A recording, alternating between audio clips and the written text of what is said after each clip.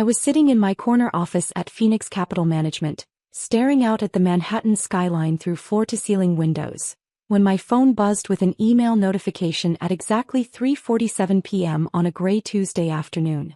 It had been 2 days since Dad's funeral, and I was finally trying to get back to some semblance of normal work routine after the most emotionally exhausting week of my life. The sender was my older brother Marcus, which immediately made my stomach tighten. Marcus only contacted me when he needed something or when he had bad news to deliver. Given that we just buried our father after his 3-year battle with cancer, I couldn't imagine what urgent matter required his immediate attention. I opened the email and felt my blood pressure spike as I read the message. Jessica, the will reading was this morning. Dad left you nothing. The lawyer confirmed that everything goes to Mom, and when she passes, it's split between Marcus Jr. and me. Apparently Dad felt you'd already made your own way in life, and didn't need family support. The house, the investments, the life insurance, none of it is yours. I thought you should know so you don't waste time expecting anything. The lawyer said this was Dad's final decision and can't be contested. Hope you understand. Marcus. I read the email 3 times, each time feeling a different emotion. First, hurt that Dad had apparently excluded me from his will entirely. Then confusion about why Marcus felt the need to deliver this news so bluntly and immediately after the funeral. Finally, a growing sense of ironic amusement as I realized what Marcus didn't know about our family's financial situation. For the past 5 years, I had been secretly funding Dad's entire cancer treatment through an anonymous trust fund I'd established specifically for his care. The experimental treatments, the private specialists, the luxury medical facilities, the round-the-clock nursing care, every penny had come from my investment firm Phoenix Capital Management, which I'd built from nothing into a $2.8 billion asset management company. Dad thought his insurance and good planning were covering his medical expenses. Mom thought Dad's investments were somehow generating enough income to afford the best cancer treatment available. Marcus assumed the family had some kind of secret wealth that was paying for everything. None of them knew that their struggling daughter and sister was actually one of the most successful investment managers on Wall Street. I pulled up my computer and forwarded Marcus's email to Richard Chin, our family's accountant and the only person who knew the truth about my financial support for Dad's medical care. Richard, I wrote, can you please provide documentation of who has been paying Dad's medical bills for the past 5 years? My brother seems to be under some misunderstandings about our family's financial situation. The response came back within 20 minutes and it was exactly what I expected. Jessica, per your request, here are the payment records for your father's medical expenses from 2019 to 2024. Total amount paid, $2,347,832.18. All payments made by the Harrison Family Medical Trust, established and funded by Phoenix Capital Management. Would you like me to prepare a comprehensive financial statement for your family's review? I smiled grimly and immediately called Richard's direct line. Richard Chin speaking. Richard, it's Jessica Harrison. Can you compile a complete financial breakdown of everything Phoenix Capital has paid for our family over the past 5 years? I think it's time for some transparency. Of course, Jessica. Should I include the mortgage payments on your parents' house, your mother's credit card payments, Marcus's business loans, and the college tuition payments for his children? Include everything. Every dollar that's come from Phoenix Capital to support any member of my family. This is going to be quite an extensive document. I'm counting on it. 2 hours later, Richard emailed me a 47-page financial report that detailed every payment Phoenix Capital Management had made on behalf of my family members. The total was staggering even to me, $4.2 million over 5 years. Dad's medical bills, $2,347,832 parents' mortgage payments, $340,000 mom's credit card payments, $127,000 Marcus's failing restaurant loans, $890,000 Marcus's children's private school tuition, $240,000 family vacation expenses, $156,000 emergency home repairs, $98,000. The irony was overwhelming. Marcus was gloating about inheriting Dad's estate, which consisted primarily of a heavily mortgaged house and some modest investment accounts. Meanwhile, I had been the invisible financial foundation keeping our entire family afloat for years. I picked up my phone and called Marcus directly. Hello? He answered, sounding slightly wary. Marcus, I got your email about the will. Jessica, I hope you understand that this wasn't my decision. Dad made his choices and… Marcus, can I ask you something? How do you think Dad paid for his cancer treatment? His insurance covered most of it and he had some good investments. Why? Dad's insurance was canceled 3 years ago when he couldn't afford the premiums anymore. Silence. That's impossible. I saw the bills being paid. I saw him going to the best doctors, the best facilities. You're right. The bills were being paid. But not by insurance and not by Dad's investments. What are you talking about?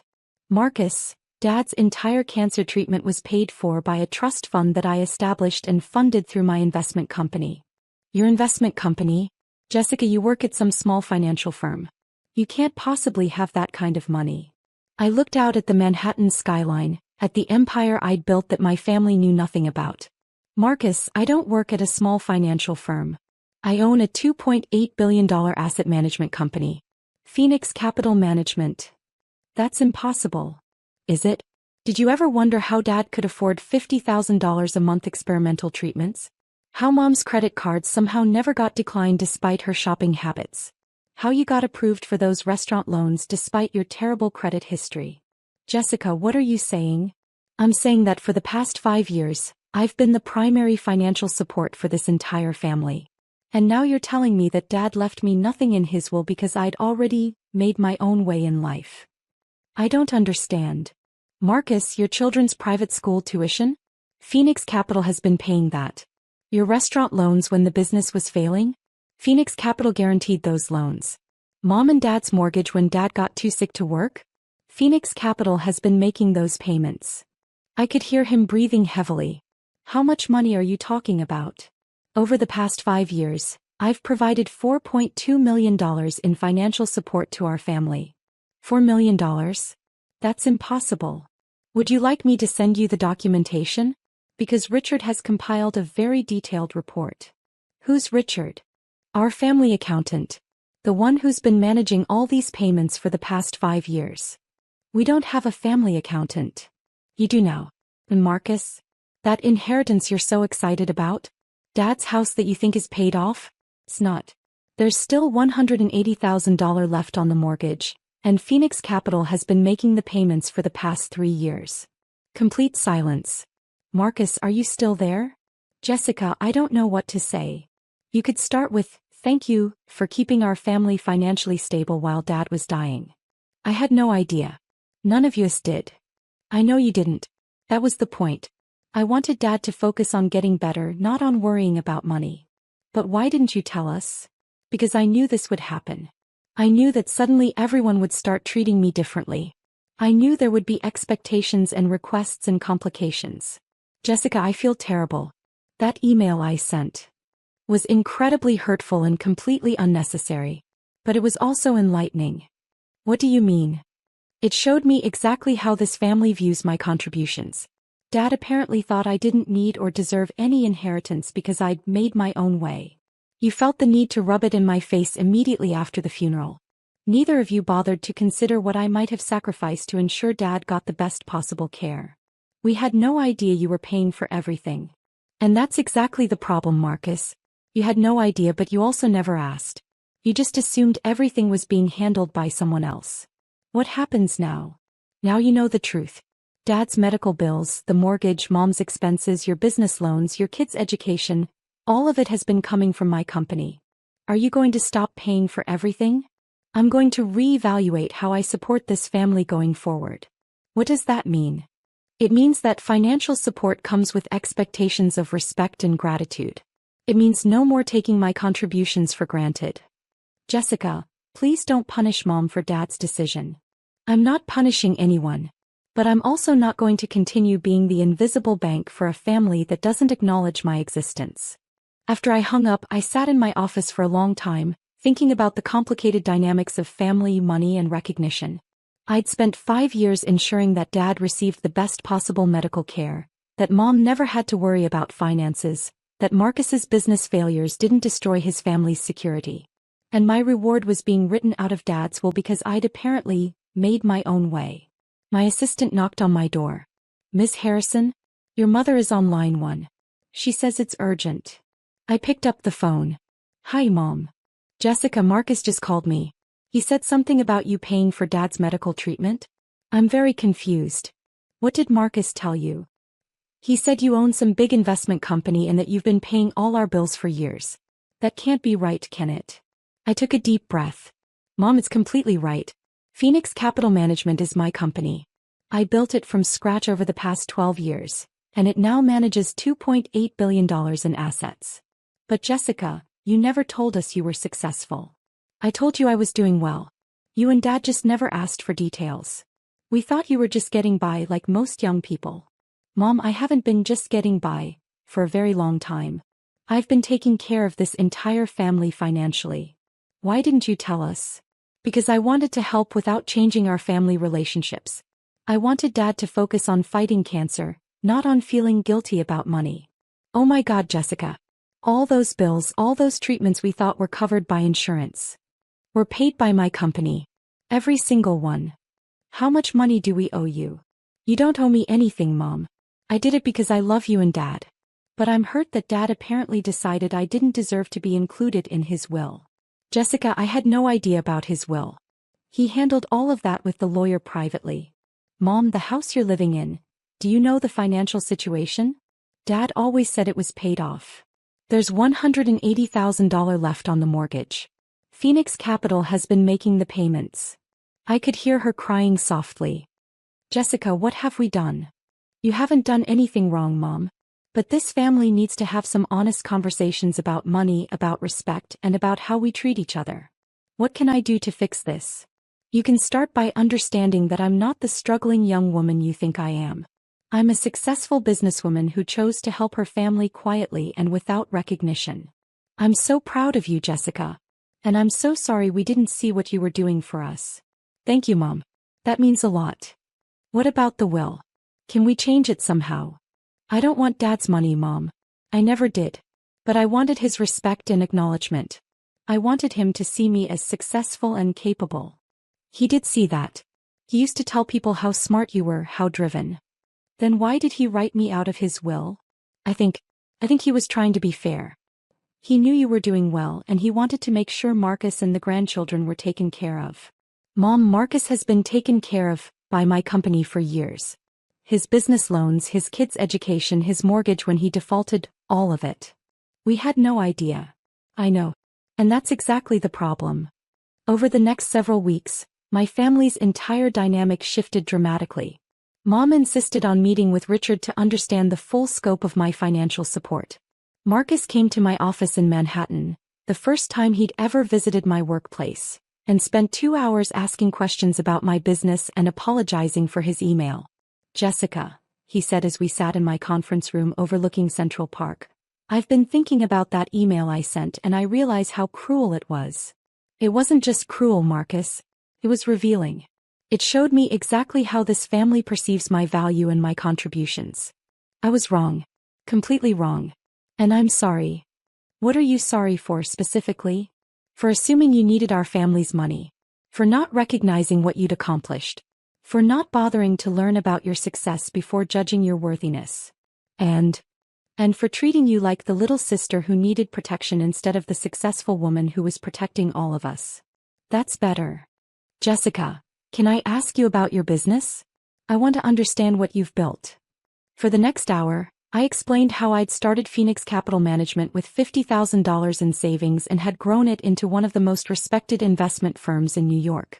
I told him about our client base of high-net-worth individuals and institutional investors. I described our investment philosophy and our track record of consistently outperforming market benchmarks. How much are you personally worth? He asked. Marcus, does it matter? I guess I'm trying to understand the scale of what you've accomplished. My personal net worth is approximately $240 million.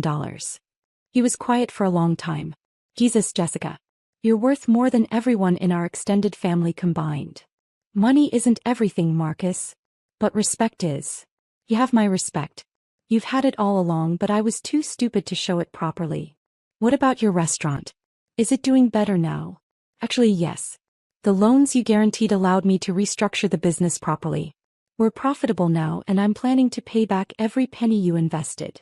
I'm glad to hear that. Jessica, I have a proposition. I'm listening. I want to work for you. Not because you're my sister but because I want to learn from someone who built something incredible. I was surprised by his request. What about your restaurant? I've hired a manager to run day-to-day operations. The business is stable now and I want to do something more challenging. What could you contribute to Phoenix Capital? I understand operations, customer service, and small business challenges. Maybe I could help develop investment strategies for small and medium-sized businesses. I considered his proposal carefully. Marcus, if you work for Phoenix Capital, you'll be an employee. You won't get special treatment because you're my brother. I wouldn't want special treatment. I want to earn my position.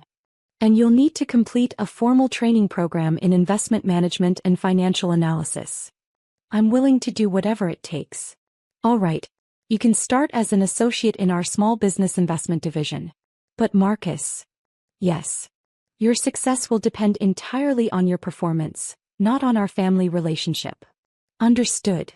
6 months later, Marcus had completed his training program and was working as a junior investment analyst specializing in restaurant and hospitality investments.